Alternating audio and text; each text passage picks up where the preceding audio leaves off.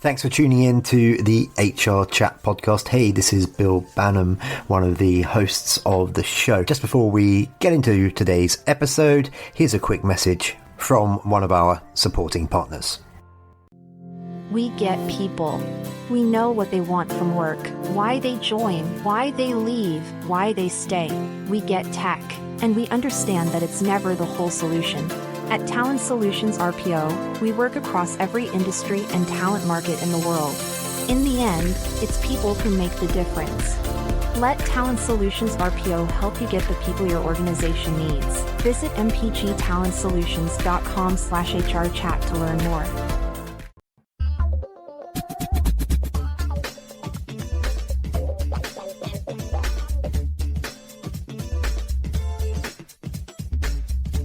Welcome to the HRchat podcast, bringing the best of the HR and talent communities to you.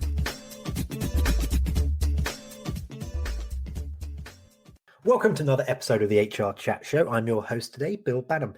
And in this HRchat, we're going to have a bit of fun and we're going to talk about the power of play in the workplace. My guest this time is the tremendous Gary Ware, TEDx speaker, facilitator, coach, and founder at Breakthrough Play.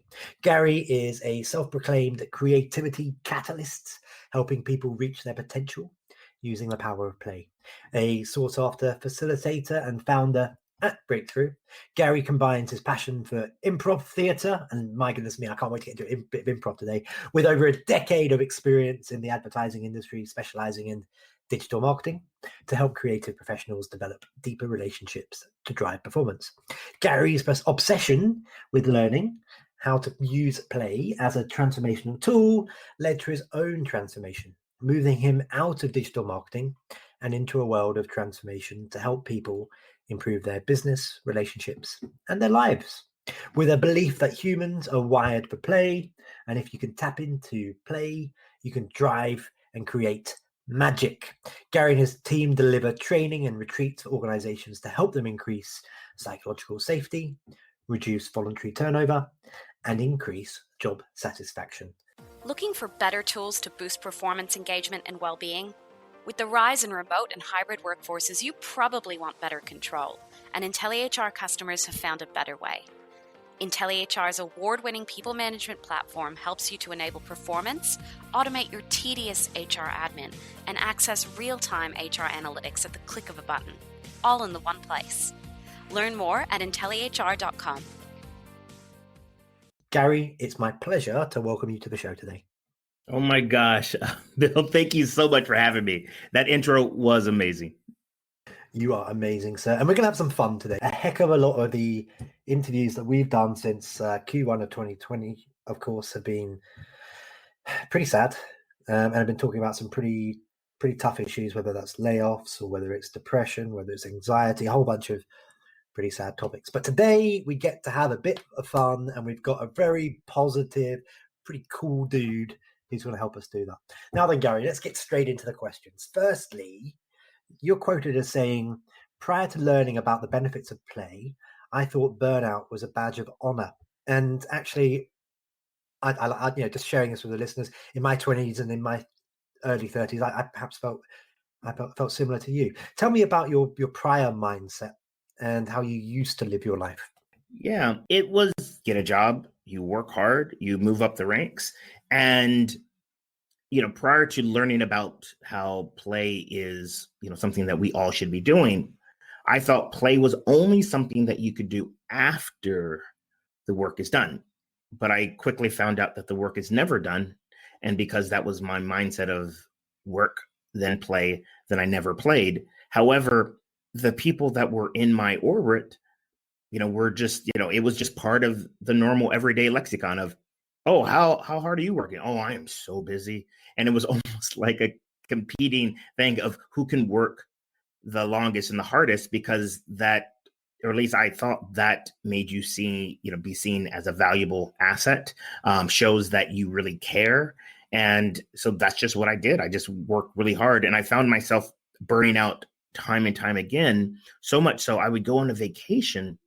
It would take me the first 3 days of the vacation just to be able to relax. And then the moment I come back from vacation, within like a week or so, I feel like I need a vacation again. But I just thought that was just par for the course, all part of being an adult working hard. You migrated from that mindset. You had an epiphany at some point, and then part of that, I guess, you said to yourself that it's okay, and perhaps it's even important to give oneself permission to play. And I like this term, permission to play. Talk to us a bit about the epiphany that you had, and how you came to that realization.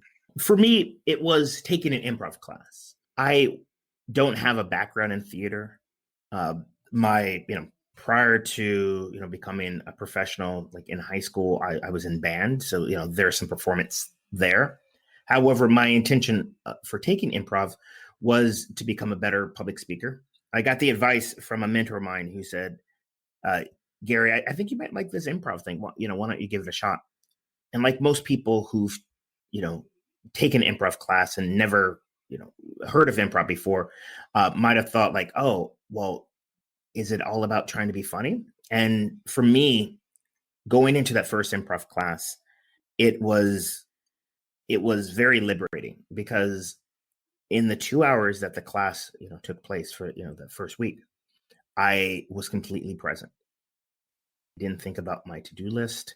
I didn't think about all the stress that was going on in my life at the time. I didn't think about anything. I was completely present, and I was playing these silly games with these 15 other people that didn't even know. It was the first time meeting them, but I felt like I had permission to play, and it was so thrilling. And I left feeling like I was at a happy hour and I was drinking, except I wasn't drinking. I was completely sober. And the magic happened after that event. Again, I wasn't really sort of conscious of what was going on, but that next day, that Tuesday after that first improv class, was amazing. It was a regular day, but yet I felt a little bit more upbeat. I felt like the day just flew by. I felt like I was a little bit more productive. Again, I just thought it was an anomaly. But then I was excited on Sunday to go to improv, and it became something that I really looked forward to, so much so that I started taking the games that we were playing and bringing it to my team at work. And again, it wasn't for like another year or so later before I started realizing what was happening is that because I was giving myself permission to play, giving myself permission to not be so serious, that it started seeping into everything that I did. And I started getting curious about play and play's role, and as far as being an adult. And that's where I dove down the rabbit hole and realized, at first I just thought it was improv. I thought improv was the magic thing. And yes, I employ anyone who's thinking about team dynamics to take an improv class, because it's more than just a performance aspect, but there's something deeper there. It's this thing that we are wired to play. And I was suffering from what Dr. Stuart Brown calls play deprivation. In just a moment, I want to get into the mindset that one needs to be in when they're perhaps embracing the idea of play and play in the workplace, and how that can benefit teams. But before we get there, I think we need to sort of set the groundwork a little bit. When you go into an organization, Gary, how do you shape things? How do you word things so that people feel that it's a safe space and that they're invested in this, essentially this type of training? It's an unusual type of training. I mean, it's one thing to go to an improv class because you're going to an improv class, right? You're bought into it. You want to have a bit of fun, but it's an entirely different thing to convince a group of people that they're in a safe space and it's okay to have fun and to play, because they're going to be benefits from that. Let's start there. How on earth do you go about creating that safe space? And Bill, that's a really great point, in that as it pertains to play is something that you should be invited to. You shouldn't be forced to play because, you may play, but again, you're not really going to get the benefits from it. You're not going to bring your full self. And how I was, am able to bring this gift to companies. At first I was saying, hey, you need to have more play, because I researched the benefits and I was like, hey, this is something that most people are missing. However, because of the way that society is set up, as in, all about productivity, all about what are the outcomes, X, Y, and Z, I was met with a lot of resistance of a lot of companies saying, well, that's great, Gary, this play thing, and we'll think about it. And then they, never called me back or just ghosted me. And then I started to say, all right, what is needed right now? And, there's a lot of enrichment that is needed as far as culture development. There is a lot of, LinkedIn has a stat of as far as skills that are necessary for success of employees. And a lot of them are creativity. A lot of them are emotional intelligence, communication. That's one of the cool things about the things that I offer, is that it allows teams to experience them and grow in those areas in a fun way. And so that's what I started shifting. I started saying, hey, these are trainings in these areas, and they're going to be a little bit more unconventional. Instead of me as a trainer coming and lecturing at your team saying, hey, this is this skill and this is how you can cultivate it, we're going to learn by doing. And in fact, it's going to be a very playful experience. So I first start by just, setting the outcome of, hey, we're working on, these skills. And yes, there's going to be some getting outside of your comfort zone. So I set the stage there. Second, what I do is I, want to create rapport. So I want to create that feeling that people are like, all right, I don't really know what's going on. I trust my coworkers. I trust that I'm okay. And I start by just doing some very simple activities that show that, hey, look, you're successful. And this sounds like, when I describe this, someone may say, are you teaching kids or adults? But I feel like there's a lot of similarities here in that everything that I do, I praise the group of how well that they're doing, because I want them to start to get confidence in themselves that, hey, guess what? This is an enjoyable experience. Hey, guess what? You made a mistake, but that is part of the process. And I start very small, very simple, and then we get complex. So the way that the things that I offer, they start incredibly simple, easy to do. And just like any video game, if you think about any video game, whether it's a mobile video game or a video game that you play, on a television or whatnot, the first couple levels are easy. And that's the point. It's meant to draw you in. And then once your confidence is increased, once you start seeing, wow, this is a great experience, then it gets a little bit more complex. But by then you're vested. So that's how I'm able to create such a transformative experience and get people on board so that by the end, we can tackle some very challenging areas. Tell me now, why do you think employees and the burnout that's affecting employees now is stronger during the stay-at-home period that we were all experiencing during the pandemic? And what can leaders do about employee burnout, particularly because, we're not in person. You can't sit down with someone and look them in the eye. It's that much more difficult right now. Yeah, it's interesting because it's the little things that we take for granted that are no longer there. And now it's having an impact on people. The chance meeting in the break room, having a conversation with someone, and then having that connection moment and feeling like, wow, this is a great experience. I'm feeling a deeper connection with that person. Having those face-to-face meetings, and again, building that rapport, creating that common interest amongst the team. Again, because we're creatures that thrive on communities. All of these things we take for granted. And then all of that was stripped away. Again, the whole thing was like, oh, well, we're going to be more productive because we're going to be at home. Well, yes, that has the possibility, but it requires intention. So I've seen some studies that a number of employees are finding themselves working like 4 to 8 hours more a week because of this stay-at-home order, a pandemic, because, things like a morning commute, has been cut out. Things like, sort of, again, that normal sort of back and forth chit chat, all those things have been scraped away. And all that you're left with is the work. And because of that, and, there are all these meetings that aren't necessarily facilitated in a way to get people to feel like they're connected. Employees are getting, you might hear this term, Zoom fatigue. because of all the video conference calls that are going on. And the fact that they're so connected with work, they go straight from out of the bed. It's like almost like they crawl out of the bed into their office chair. They're strapped to their desk, and then they have to also deal with their family things. And so that is the big issue, is that those little connection moments that we, again, took for granted, that we maybe saw as frivolous, are no longer there. And people are working more, but, feeling isolated, feeling lonely, and it needs to be replaced with intention. Okay. So is it possible to create engagement and connection in a virtual environment then? I mean, it sounds like you're saying it is, but it's just a bit more difficult. Correct. It is. And first and foremost, it's all about a few things. One, reimagining, what this experience is like. So again, like when we're in person, we can see each other face to face, eye to eye.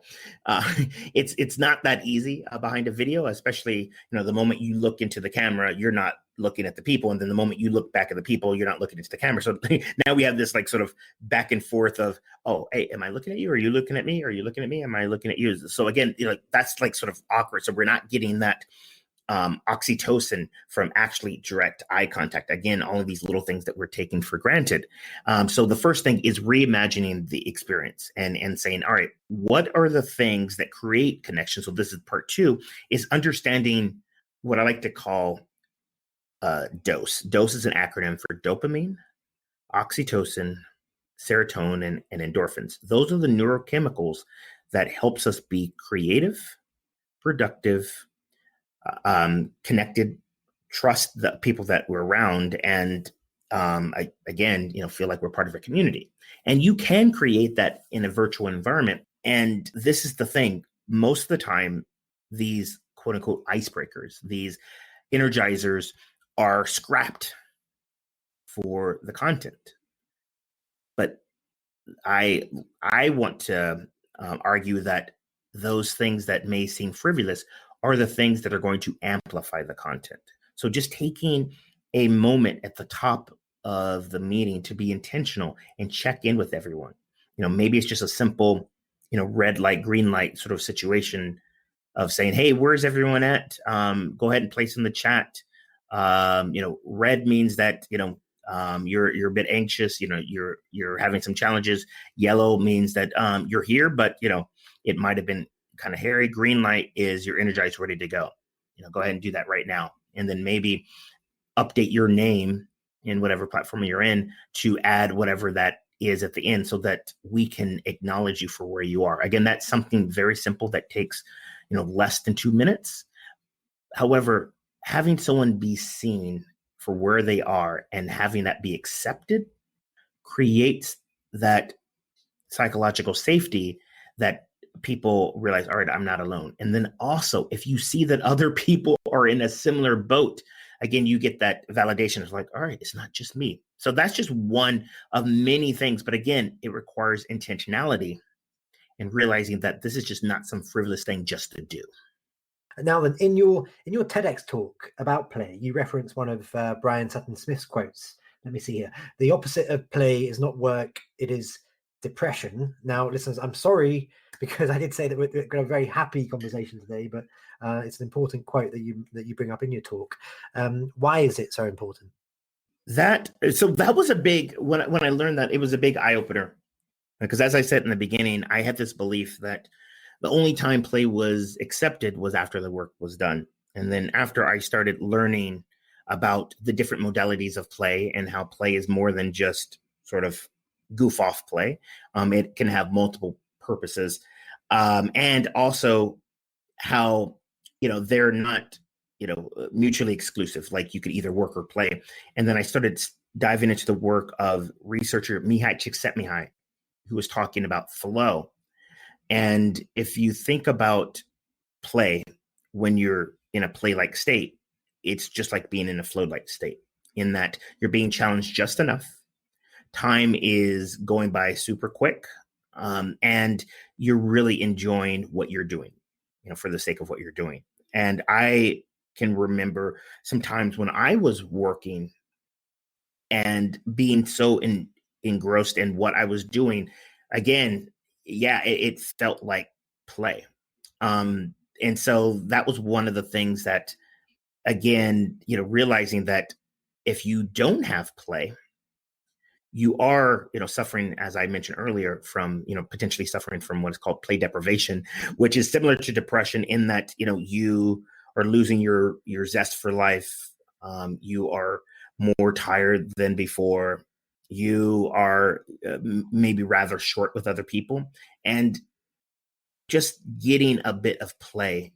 And we can talk about like ways that people can do that in just a moment if you like, but doing that, getting that bit of play can be just like what I mentioned, me just taking that improv class, and just it's that refill that allows me to, focus and have compassion for others. Okay, wonderful. And just finally for today, Gary, how can our listeners connect with you, whether that's through LinkedIn, email, Twitter, TikTok, wherever else you may be? And also, how can they learn more about all of the awesome things you get up to, and maybe how they can sign up for some of your courses? Yeah, I can be found at my website, breakthroughplay.com. That's where I share, how you can use play as what I like to call a power up to like enhance every area of your life. I am on most of the social media platforms. I spend a good deal of time participating on LinkedIn. So that's, if you're watching this, go ahead and connect with me there. But I am on all the other ones under Gary Ware. And if you found this interesting and want to learn more, feel free to reach out, because I love talking about this topic and happy to share anything that I've learned. I found this interesting, and I think as important, I also found this fun, because that's the nature of this chat today, to have fun and to be a bit more lighthearted. So Gary, thank you so much for joining me on this episode of the HR Chat. Thank you so much for having me, Bill. Yeah, it was very enjoyable. And listeners, as always, until next time, happy working, and please do continue to stay safe. Thank you for listening to the HR Chat podcast, brought to you by the HR Gazette.